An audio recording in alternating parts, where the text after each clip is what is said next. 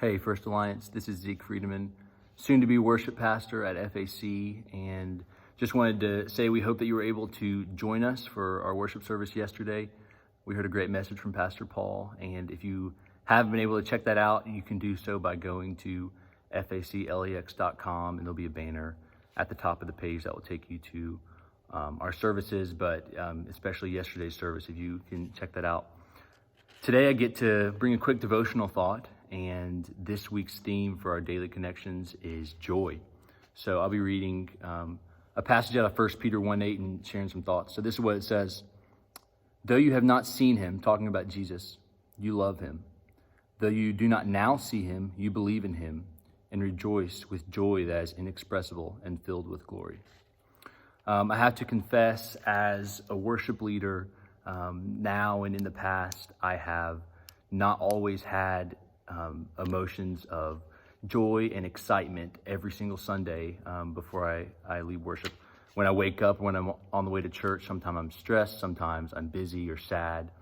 But I think in those moments, I found that it's important to choose to worship and to choose to come and be a part of a church body, regardless of how you happen to be feeling that day.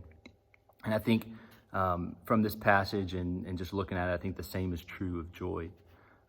As sometimes we wake up sad, sometimes we wake up depressed or lonely, stressed out, or maybe recently you found yourself in the middle of a global pandemic. I think that we have to choose joy when we don't feel like it, when it doesn't feel natural, when that's not our leaning. Naturally, I think we have to decide that we're going to live with joy despite our circumstances.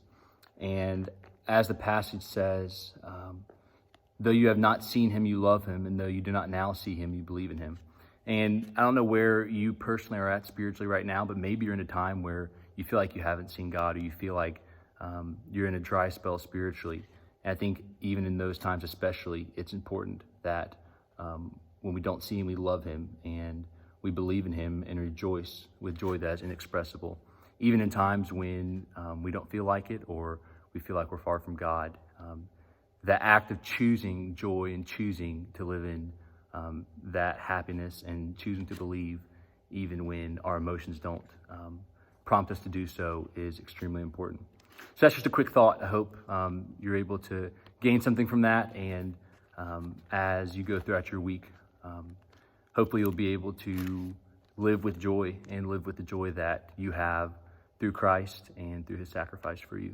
One thing before I leave you today, we do have an upcoming Maundy Thursday service I wanted to let you know about. We will be doing that not this Thursday, but the next at 6:30.